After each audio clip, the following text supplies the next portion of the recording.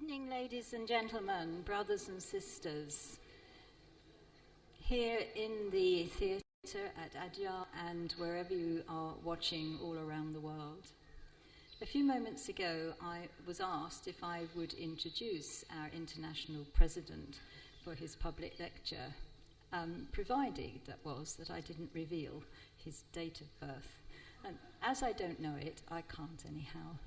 But it does seem that as it's impolite to ask a lady her age, it's equally impolite to ask the president. So what can I tell you about our international president, Mr. Tim Boyd? Tim has been serving as international president of the Theosophical Society Adyar since April 2014. He was born in New York City and lived there for 17 years until he left to attend Brown University in Providence, Rhode Island. From there, he transferred to the University of Chicago, where he has an honors graduate degree, Bachelor of Arts in Public Affairs, and he joined the Theosophical Society in America in 1974.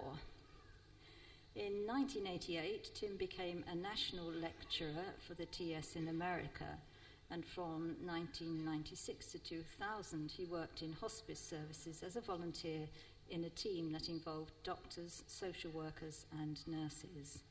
He currently shares his time between the headquarters of the TS Adyar in Chennai, here, and the Olcott TS National Headquarters in Wheaton, Illinois, USA, where he lives with his wife Lily and daughter Angelique. So it is my great pleasure this evening to welcome Mr. Tim Boyd, our international president, to the stage. The title of his public lecture is The Effect of the Future. Tim.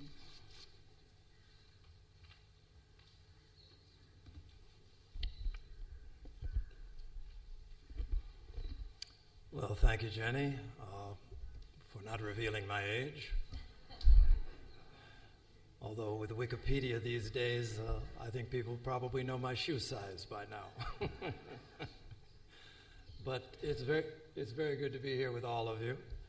I think this has been quite a special day in many ways.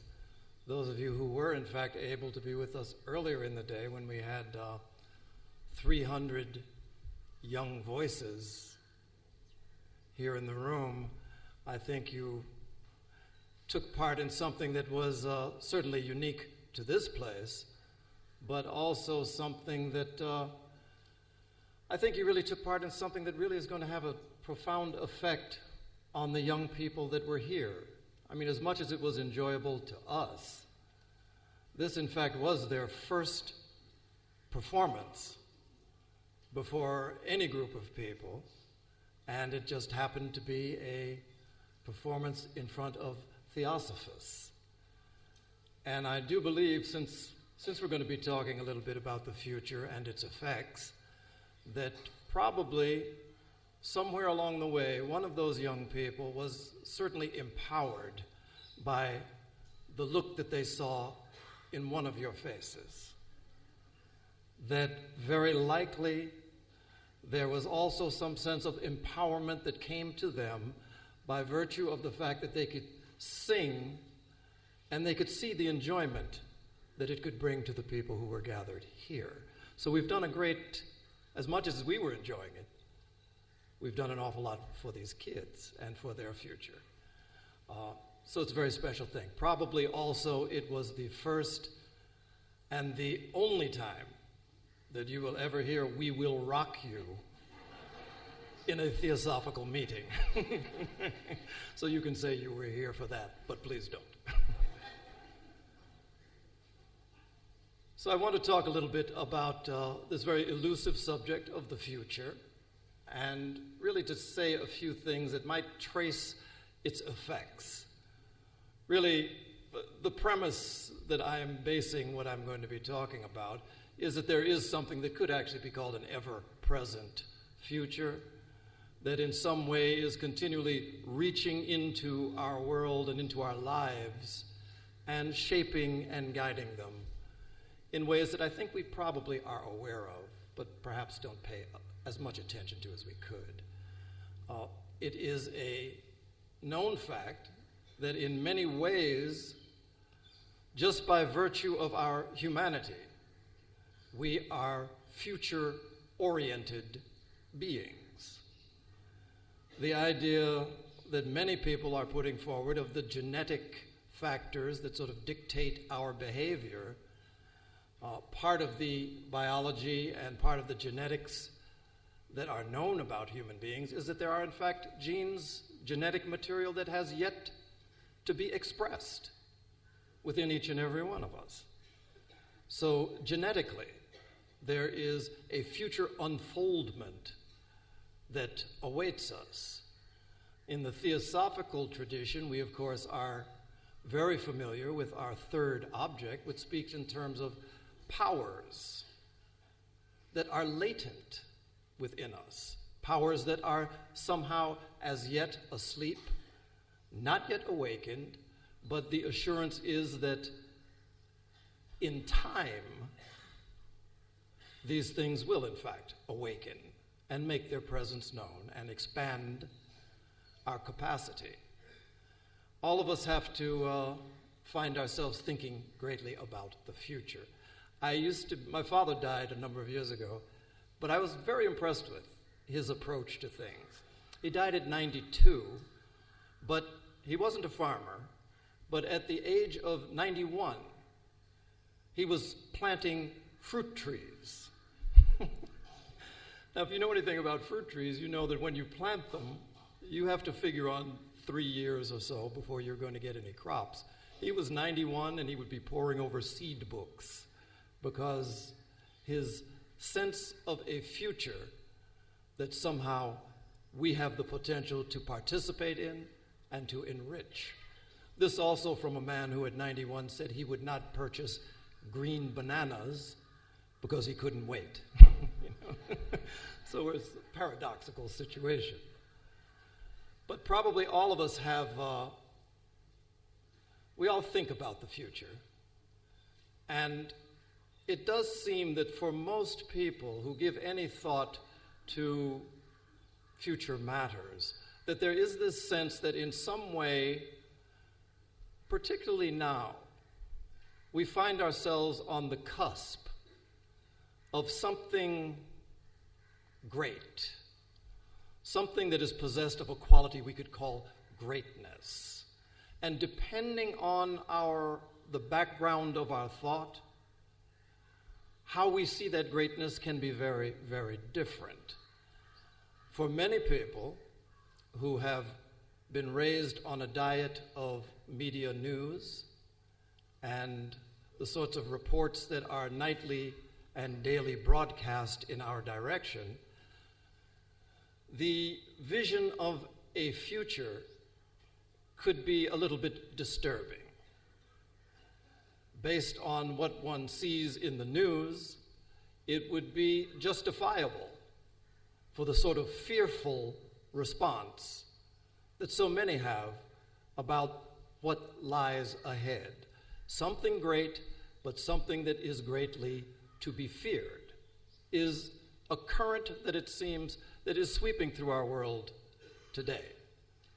The fear response is the basis of the nightly news, of the violence, of the wars, of the limitations that we witness. That's one way of response. There are others who base their vision of the future on something perhaps different. In the theosophical tradition, we have this idea that has been expressed in one of those three truths in the Idol of the White Lotus, that the soul of man is immortal, and its future is the future of a thing whose growth and splendor has no limit. To the mind that embraces this vision of the future, then the greatness that we have yet to see is something of a very different order. In the founding of the Theosophical Society, there are founders, particularly H.P. Blavatsky, was very keenly aware and very keenly in tune with the nature of her exercise, the thing that she had been brought here to do, and the fact that she had no illusions about it. HPB said that she had no expectations that during her lifetime, the teachings that she was presenting, during her lifetime and even until the next century, that these teachings that were being introduced as the modern form that we know as theosophy could not be understood and certainly could not be clearly implemented until the next century beyond her lifetime arrived. I often think it's a remarkable work that she did, a very lonely position to be in, but it was the fact of her lifetime, but this was the work that she worked for. At that time, the language did not exist in the Western world to even discuss these rich seeds of thought that she was planting in human consciousness. There was no language to discuss this radical form of oneness or the multi-dimensionality of being. There was nothing to have a conversation or to explore in language in the Western world about the ever-present intelligence in the universe, or about self-responsibility in our own spiritual unfoldment and evolution. These were ideas for which the language and the thinking were not yet prepared. That was the work the labor that was put to her and to others. The science of her day had not yet evolved to a point where it could reach effectively into the unseen worlds. Now is a very different time. Very different time. I was most impressed yesterday, I believe it was, when Dr. Menon spoke to us about consciousness in scientific terms. It was very illuminating to me because, of course, I found my thought was stuck maybe perhaps 10 years earlier. And I had an opportunity to discuss with her because there was a time in the very recent past when an academic scientist who wanted to study consciousness would damage their career.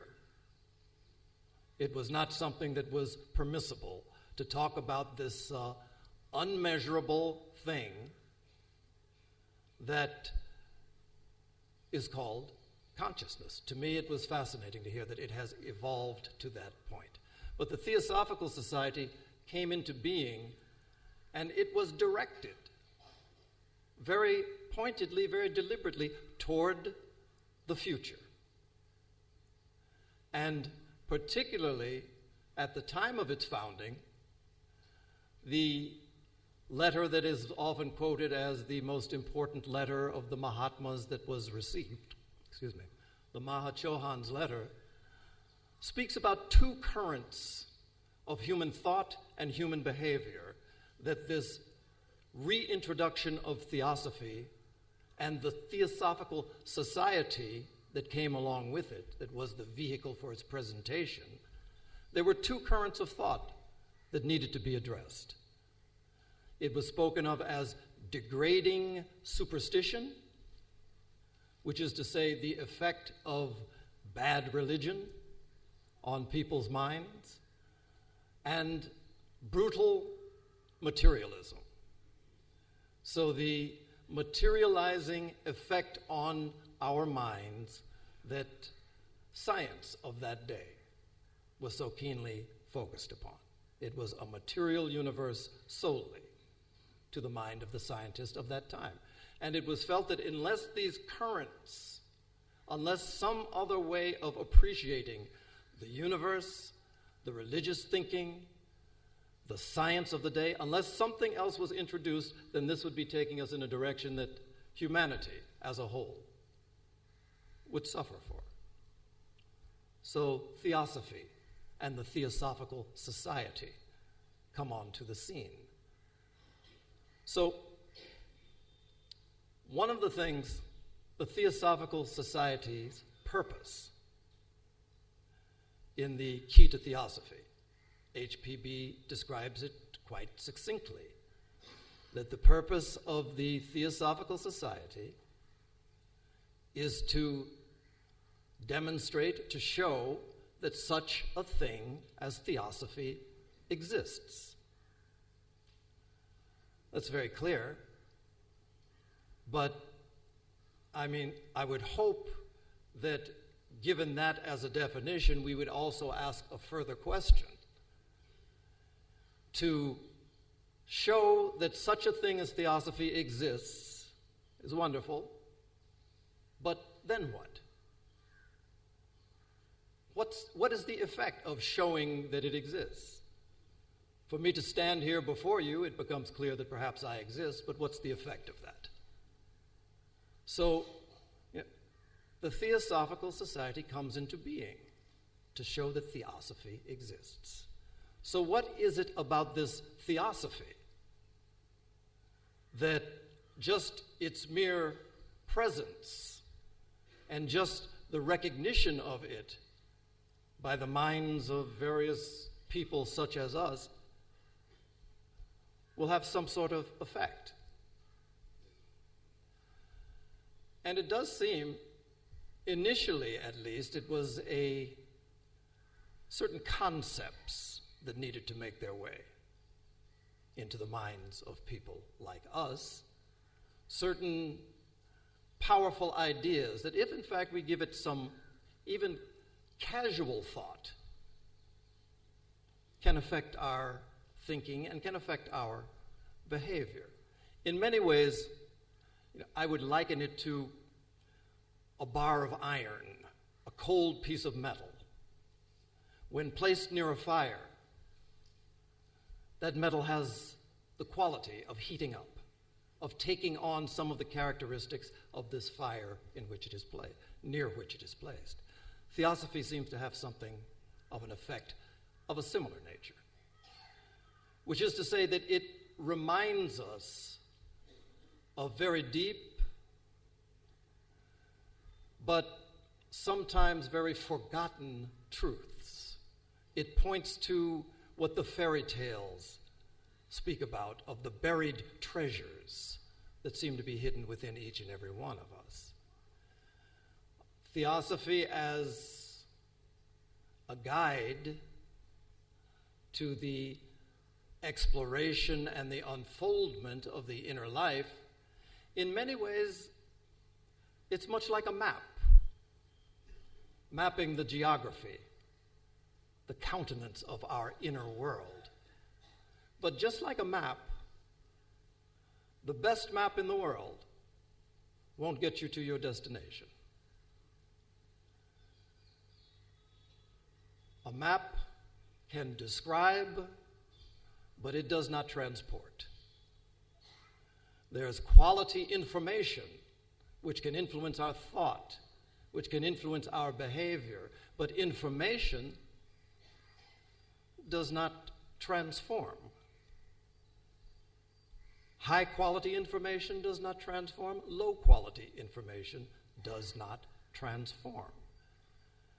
So what you find, or at least from my point of view, in the ageless wisdom tradition, there are many, many ways that the great ones have chosen to try and communicate these deeper messages to us. Buddha, during his lifetime, when he had his experience of enlightenment, the legend has it that when he saw what he saw, experienced what he experienced, he said, I'm not even going to attempt to teach this to anyone, because it's the word that we keep hearing, it is ineffable.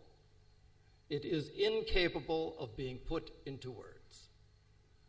So his resolution was that he would experience but retreat from the role of the active teacher. Of course, that changed, and he went on for the remaining 50 years of his life to communicate in a variety of ways.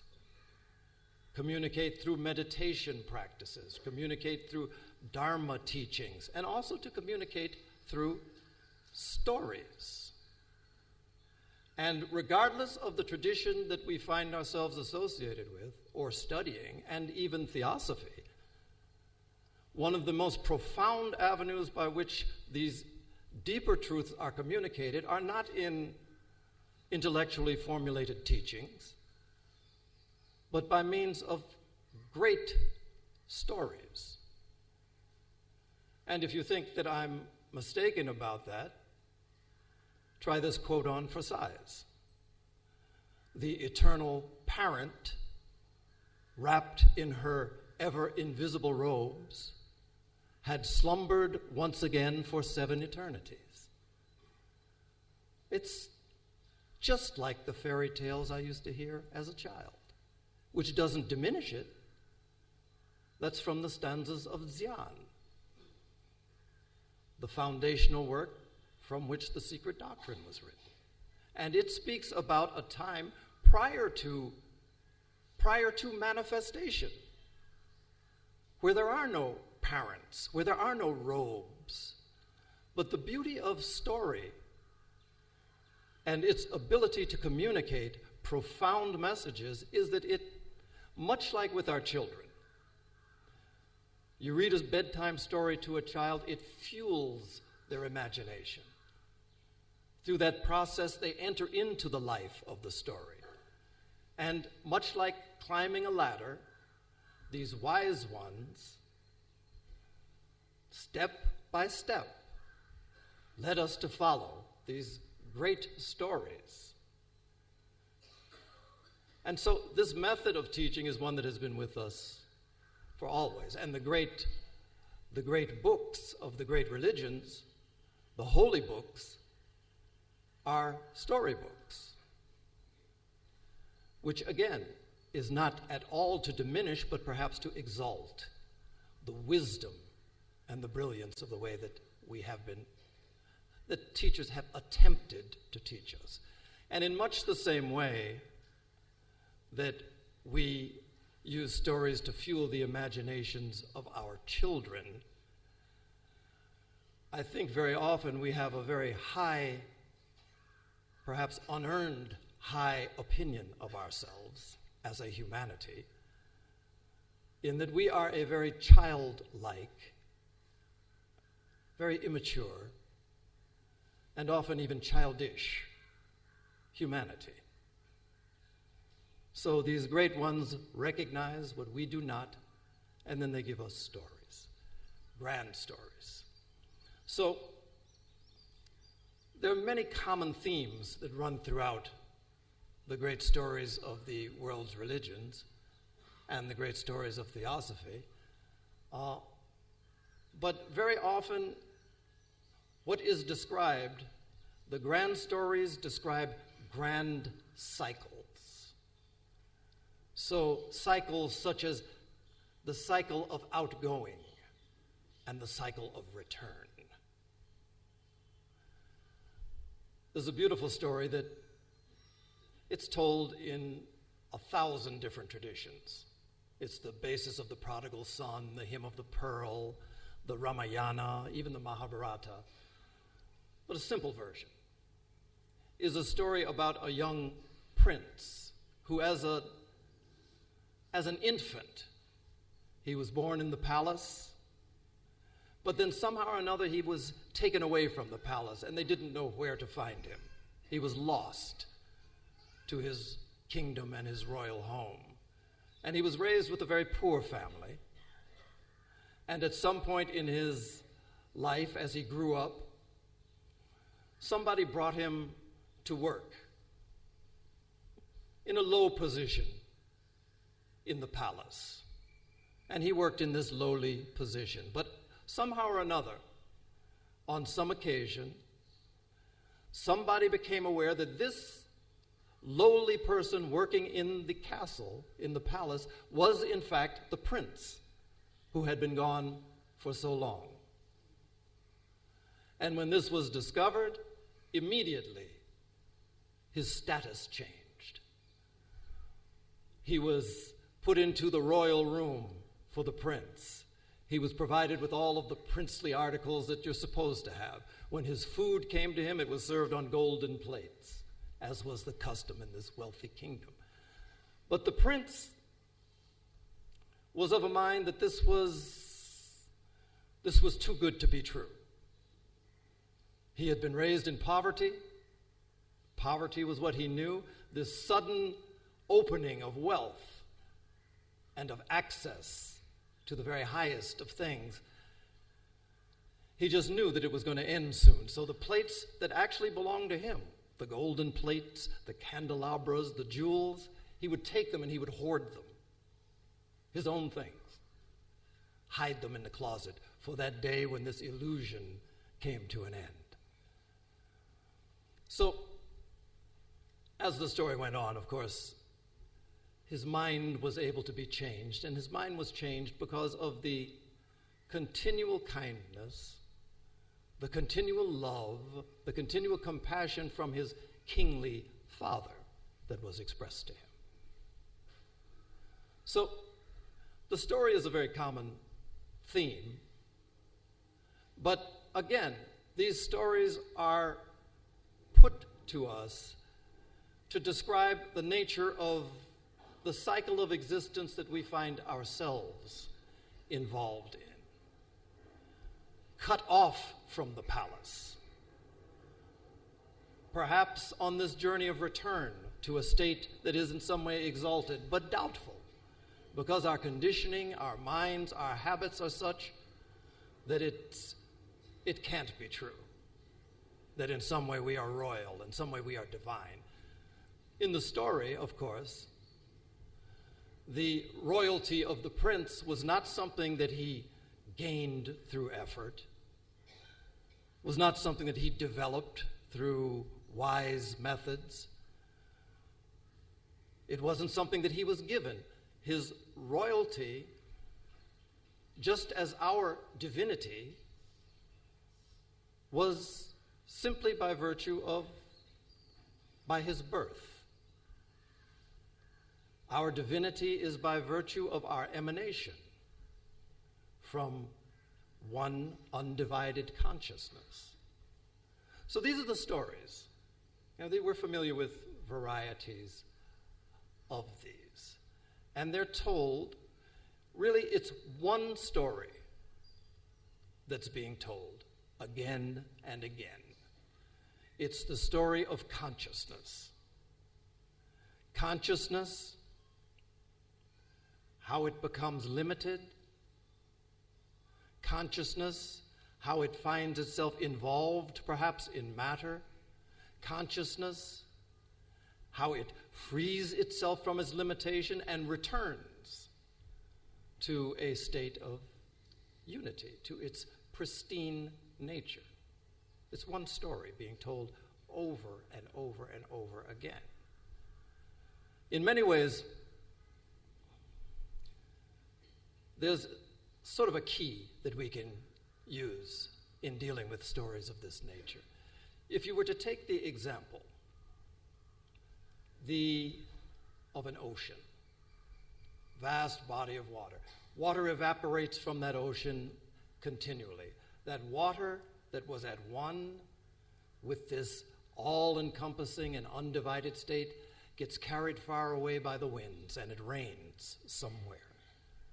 The drop of water is cut off from its origin.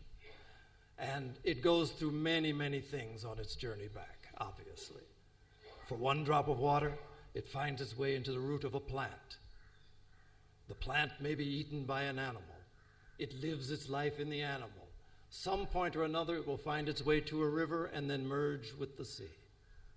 Or, in the beautiful words of Edwin Arnold's poem, the dewdrop slips into the shining sea, is the story of the consciousness that is one and is, in fact, undivided in its expression. So these are the sorts of things that the theosophical message has been derived to present to us about this radical form of unity, a unity that was described in 1885 as universal brotherhood, the human solidarity that is the nature of who, in fact, each and every one of us, who we are. HPB made a statement in talking about the future. She was a person who was gifted with she was a deeply clairvoyant individual, obviously. At one point, in fact, it said she wrote a story that if you read it, it was one that actually predicted the advent of World War I and then also World War II. But one of the things she said was that if you could foresee what I can foresee, you would dedicate yourself heart and soul to the practice of brotherhood. To the practice of brotherhood. Because it is the only thing that has the capacity to engage or avert some of the things that perhaps lie ahead. So one of the things that we are aware of the many approaches that we have to cultivating this unity, we can be certain that the various ways that we have come to adapt to knowledge and its accumulation are in some way not sufficient. Probably I wouldn't be telling anyone anything they don't know if I were to point to the many, many issues that all of us are facing globally in the world today. I find myself repeating too often how there was a time when I was quite concerned, all of the reports about the degradation of the environment, and I was quite concerned about the future that my young daughter would be inheriting. It worried me that so many things that we had done wrong, so many things that we had set astray, she was going to inherit and was going to have to deal with. Because, of course, according to the scientific models of that time, some years ago, I would be dead and gone. So I wouldn't have to deal with it. I could just feel sorry for her. As you and I know too well, now, with the upgrading in the computer models, probably very few of us in this room are going to get away that easy. It's something where we are, we necessarily are bringing into effect a certain tipping point. And so then it becomes incumbent upon us to actually figure out how it is that these profound truths that we have been exposed to can be applied. Because that's really where the issue lies. It's a wonderful thing to know, but it's a better thing to know and to know that you know.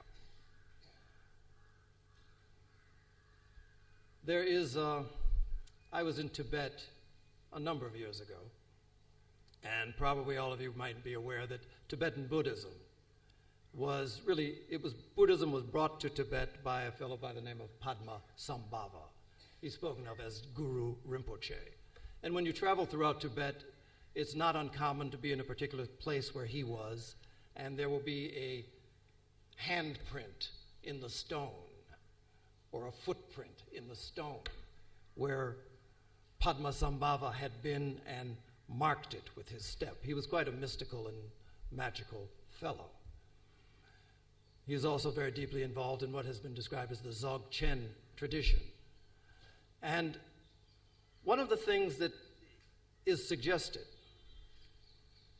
as an approach to meditation, I think, is something that can be quite useful, largely because it is so simple.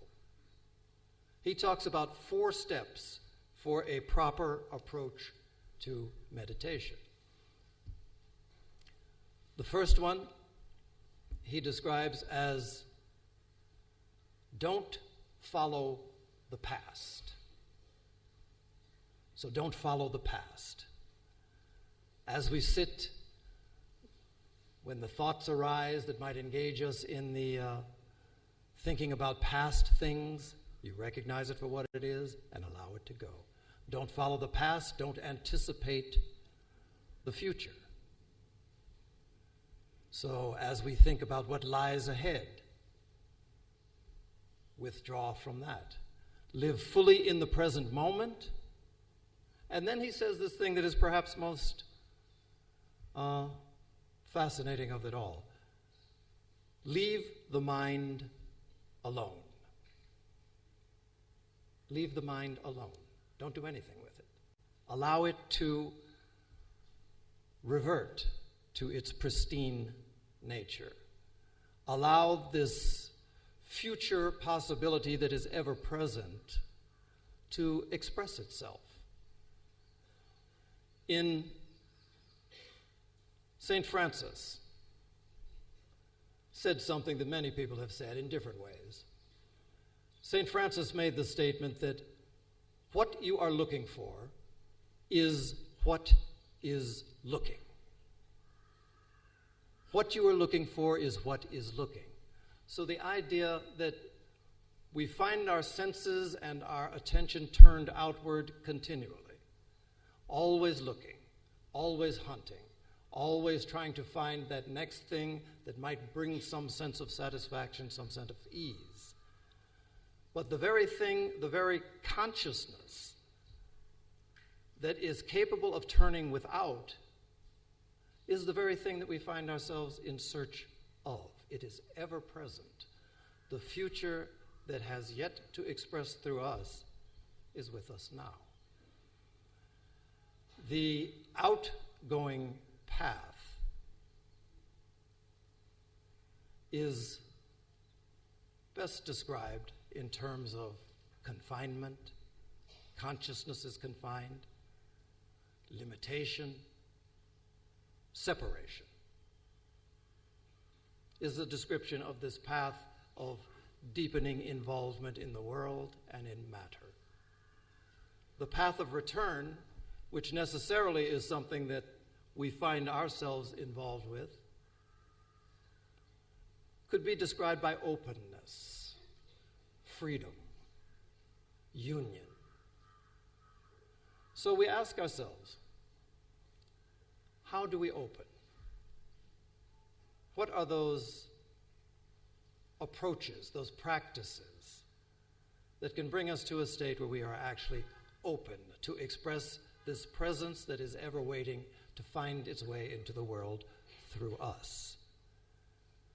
Earlier in the day, during the course of our panel, we discussed about kindness and compassion.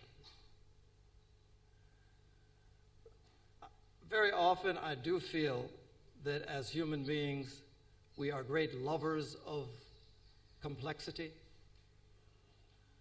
As much as we like to talk about simplicity, I do believe that to some degree we thrive on complexity. But some very simple approaches that we might be able to adapt. Kindness is one. The Theosophical teachings talk about the paramitas, the perfections. Buddhism, there are 6. Theosophical approach, there are 7. But the paramitas of generosity, of patience, of perseverance, all of these things are universal qualities. So in a way, in this practice of being generous to one another, we take on the life of this universe. We expand this consciousness to embrace a larger life. Generosity, compassion, wisdom, silence. All of these are avenues for us to become open. So, as a Theosophical society, and even as members, from time to time, each and every one of us has the experience of being open, of being still, of being aware. And it's one of those things that has its way of it finds its way to us in very mysterious ways, at times perhaps when it's even least expected. Probably one of the purposes of meetings such as this is to provide an opportunity which comes from time to time, during the course of our time together. There are moments that do in fact occur where we find ourselves suddenly becoming quiet, where we find ourselves and the mind becoming still, where we find that for some reason and in some way we find ourselves feeling enlarged, bigger, more expansive, perhaps more connected to one another. These are moments that we recognize. These are also the moments that I think in many ways that these meetings are intended for. It's a wonderful thing to be exposed to new ideas, different thought, but probably the times that we find ourselves most usable are those moments when we find ourselves most quiet and somehow connected, these still moments. And it's at these times that those founders, those inner founders of this theosophical movement, those great ones, have an opportunity to radiate their light, their presence into a world so deeply in need. So particularly at this time, I would say, this convention, this practice of stillness is something of supreme value for the future that lies just beneath the surface. It's a very thin membrane of consciousness that separates us from union. To thin that, to dissolve that, I think is the way that the emphasis of our practice. So Prabhu, I want to thank you. You've been very attentive, and I appreciate it. Thank you.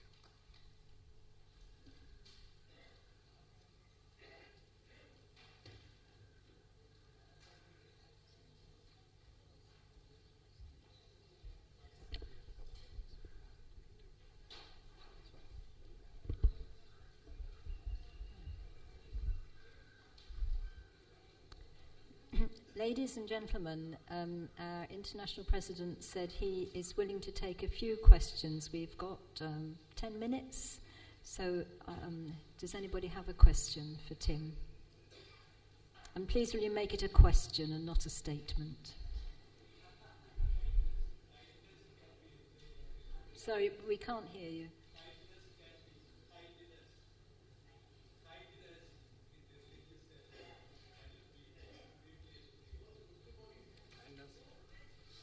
About kindness, but The question was kindness in the religious sense. Can it be explained? Yeah. Kindness is one of those, as was spoken of earlier, it's one of those features that is everybody can engage in. It is the act of serving the needs and the well-being of others. So that's something that has I think it's it can be a practice that enables deeper powers to come to the fore. So we talk about compassion as the desire to relieve the suffering of others, kindness as those acts that actually work to relieve the suffering of others. The idea being that as a practice, it's something that has the capacity to dissolve the boundaries between ourself and others.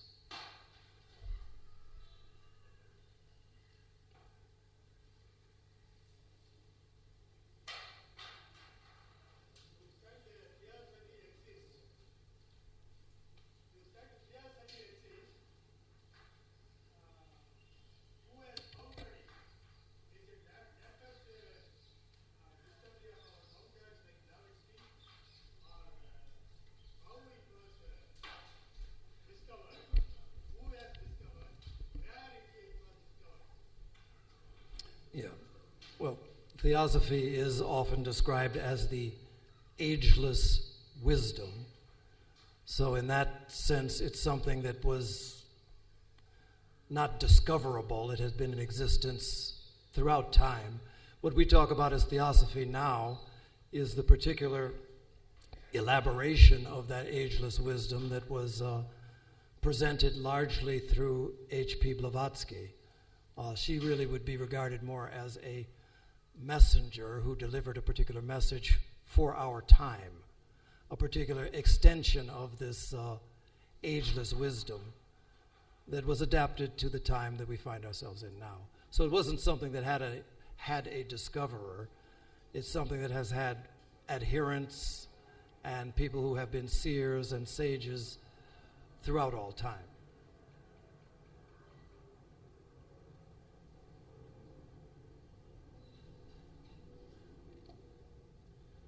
Thank you.